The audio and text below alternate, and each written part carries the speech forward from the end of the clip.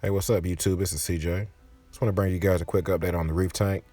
Going to be covering a few mistakes I've made with my corals, and I'm finally going to shed some light on my fish issues. I think I may have gotten to the bottom of it. Now, another reason I wanted to show you guys my tank now is because this is what it looks like between water changes. I'm actually due one tomorrow. It's been about 2.5 weeks. So, all I do is scrape the glass, and this is pretty much what the tank stays like. I really don't have a lot of issues as far as it, being overrun with algae. Now, I will say this iPhone has limitations, so I usually try to record my videos during the evening or nighttime to make sure I don't have any issues with glare and to kind of keep the focus on the tank. Unfortunately, this time around, this video is kind of last second, so it's broad daylight. So you guys bear with me. It's not going to be as sharp as usual, but we're going to get through it and we're going to focus on what's going on. I would say it's been roughly a couple of weeks, 2.5 weeks or so since my last vid. And I shared adding some new corals with you guys, including my green bird's nest, my green devil's hand coral, my finger leather, and my gold torch. Now, they're all still currently in the tank. That's the good news. But, I have had to make a couple of mistakes, a couple of mishaps, user error, whatever you want to call it. But, that's part of the hobby. I figure you can learn the easy way or the hard way. And the easy way is watching someone else learn it the hard way, right? But I'm going to share that with you guys. And as far as everything else, I did add one more piece if you haven't noticed it yet. I'll go into detail with that later as well. So, let's quit beating around the bush and let me go ahead and focus in on what problems I have had. And hopefully you guys can learn from this, or anyone new to the hobby, can avoid the same mistakes I have. Now, for those who are under the impression that, devil's hands or leathers are indestructible, I would say that is incorrect. I've learned the hard way. This coral was dangerously close to a different one, and it actually, one of the fingers was touching a different coral. I thought, it'd be all right. It wouldn't be too bad until I watched it literally melt. This whole finger right here I'm showing you, it melted completely down. The coral did not open up. It was shriveled up. I honestly thought I was going to lose it. As you can tell, it did bounce back.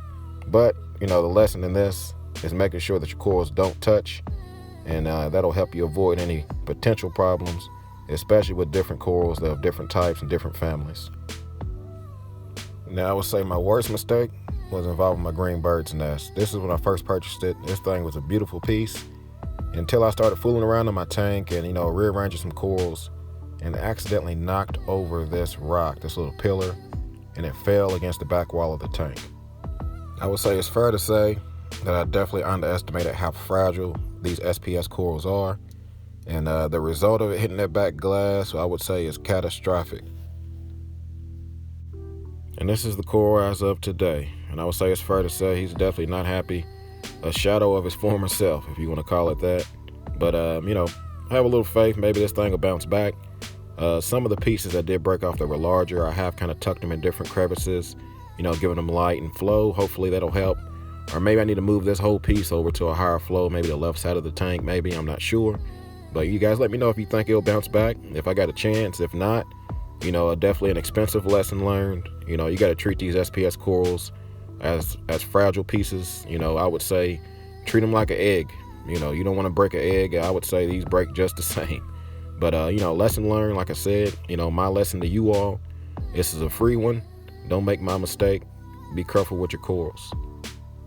Now, for those who have been following me since the beginning, or at least the beginning of this series, it's been well documented, all the issues I've had keeping livestock alive in my tank, especially fish. My corals been doing great, but fish just keep dying. So, I've taken my precautions. I've always used the safety stop, the quick quarantine dip. Tried to do my best as far as selecting healthy specimens from the pet store, ones that were eating, didn't show any signs of problems. Regardless of every step I've taken, it still did not prevent the inevitable. My tank has been infected with ick, and honestly, I have to admit, I think it's been infected for maybe the last month or two. I'm not sure what fish brought it in, but everything I've done did not prevent it. Now, for those new to the hobby, they may need an example or just are curious. This is what an infected fish in your reef tank looks like.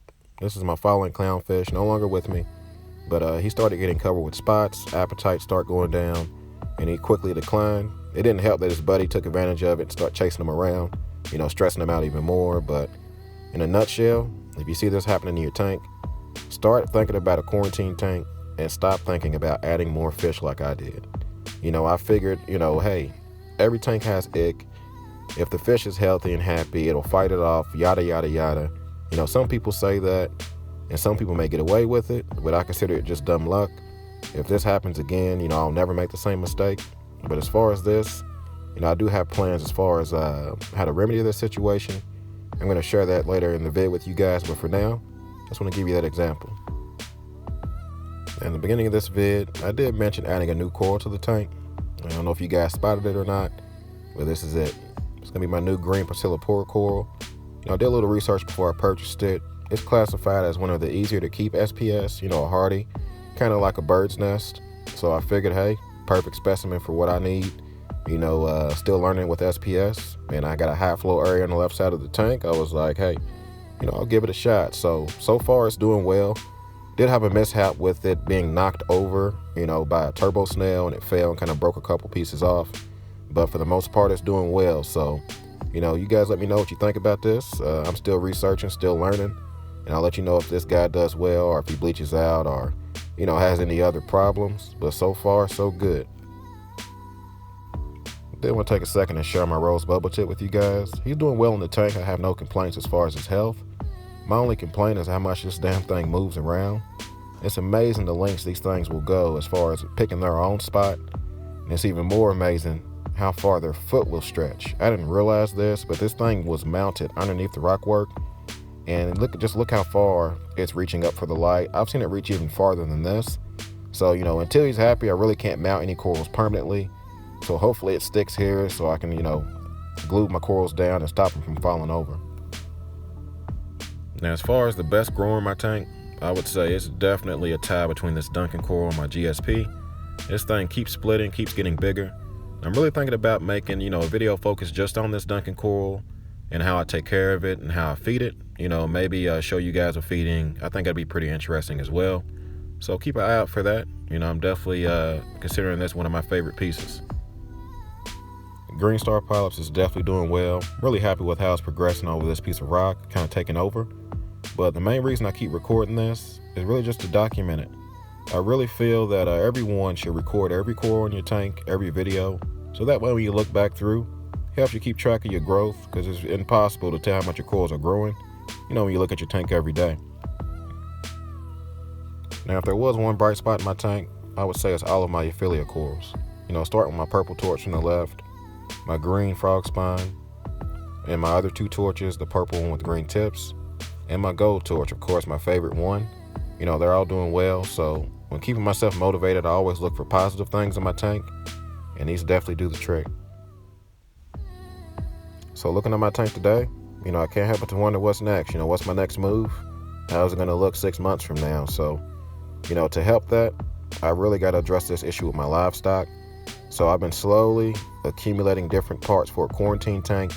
I'm thinking about a 20-gallon tank will be good. I'm going to quarantine all the fish I do have, and then maybe buy additional fish, leave them in quarantine, and pretty much leave this tank fishless. I'm thinking maybe 6 to 8 weeks should do the trick and hopefully help me rid myself of this ick issue. But who knows, it may work, it may not.